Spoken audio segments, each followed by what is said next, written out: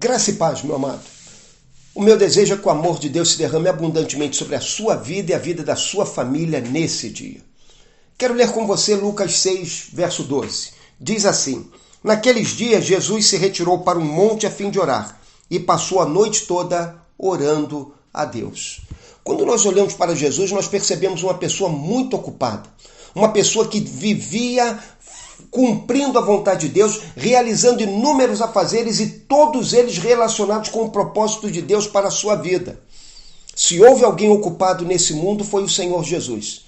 Contudo, apesar de suas inúmeras ocupações, apesar da Bíblia declarar que ele, alguns momentos, não tinha tempo sequer para se alimentar adequadamente ou para descansar como seria conveniente, apesar disso, Jesus sempre encontrava tempo para a oração. Jesus era um homem de oração. A vida de Jesus foi marcada do início ao fim pela prática da oração.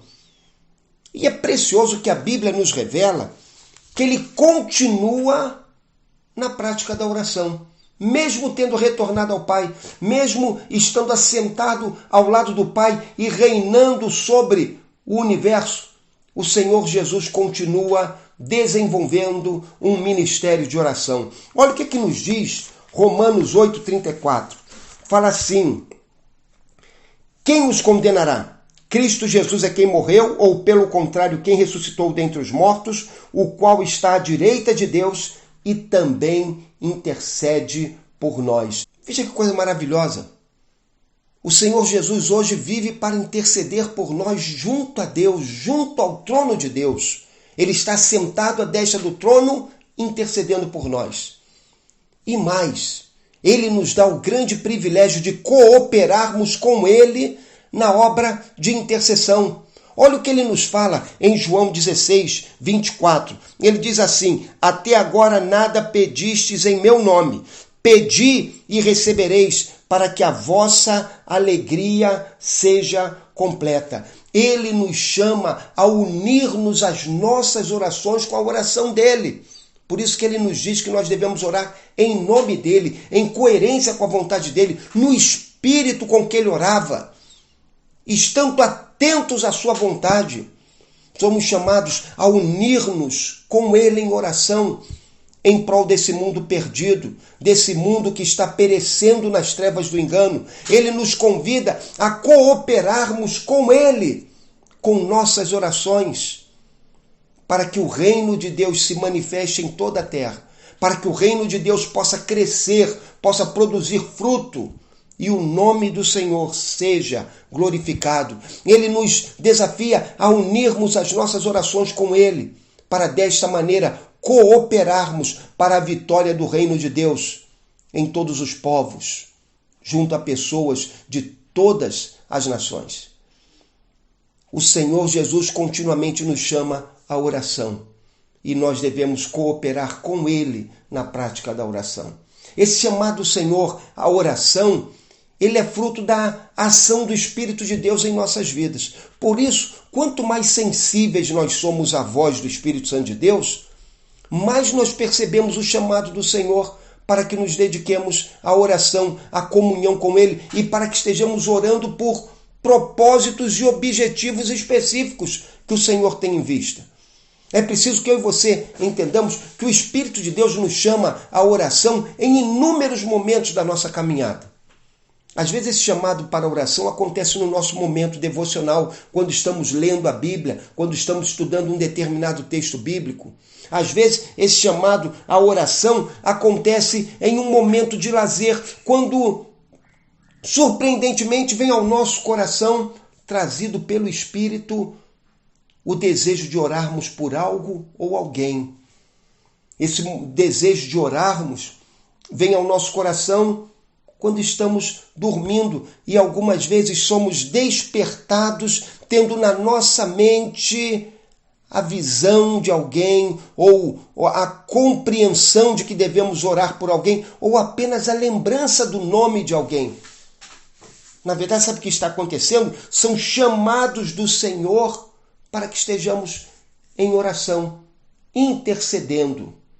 esse chamado do Senhor para a nossa oração, ele acontece contendo vários objetivos, vários alvos em vista.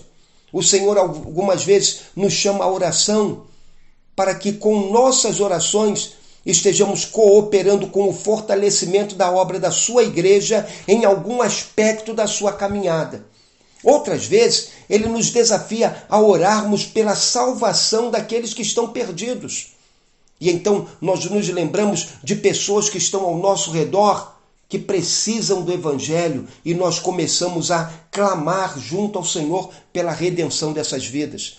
Algumas vezes isso é algo bem familiar, porque o Senhor coloca em nosso coração o desejo de orarmos por nossos familiares e amigos, para que eles retornem ao caminho do Senhor, se eles se desviaram da presença de Cristo, ou para que eles sejam salvos por Cristo, para que as barreiras que os têm mantido longe do Senhor sejam desfeitas e eles creiam no Evangelho.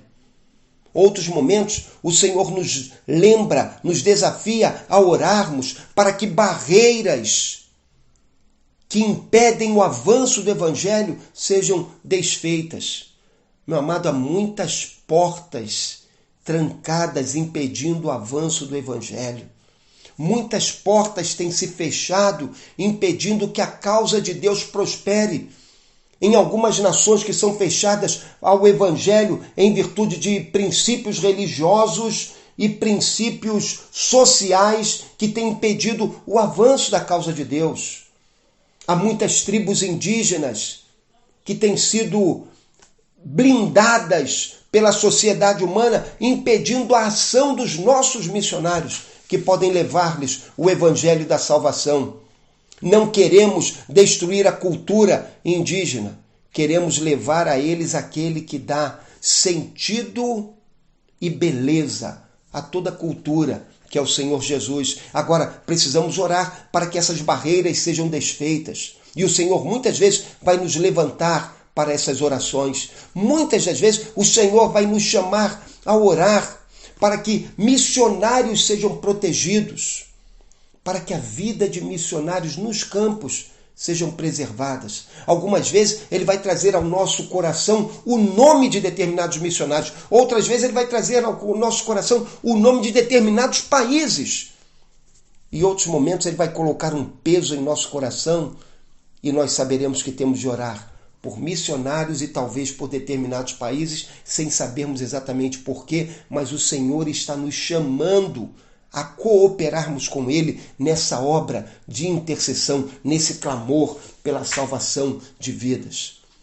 Meu amado, há muitos outros objetivos. Poderíamos alistar inúmeros outros objetivos. Nesse tempo, certamente o Senhor está te chamando a orar para que Deus faça com que essa pandemia possa chegar ao fim e para que a igreja do Senhor seja renovada, experimente um tempo de avivamento e vidas sejam salvas, transformadas pelo Evangelho nessa hora de dor e de sofrimento.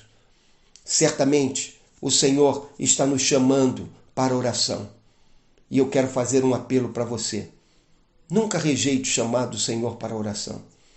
Esse chamado do Senhor para a oração vai abençoar a sua vida, mas, sobretudo, vai abençoar a vida de inúmeras outras pessoas que o Senhor quer alcançar. E pessoas que serão alcançadas através da minha oração e da sua oração, porque as nossas orações movem a mão de Deus e a mão de Deus abençoa pessoas em toda a face da terra. Nunca rejeite ao chamado de oração. Você será bênção nas mãos de Deus, bênção para inúmeras pessoas, muitas delas nós jamais conheceremos, mas certamente abençoaremos. Nunca rejeite o chamado de Deus para a oração. Que Deus te abençoe.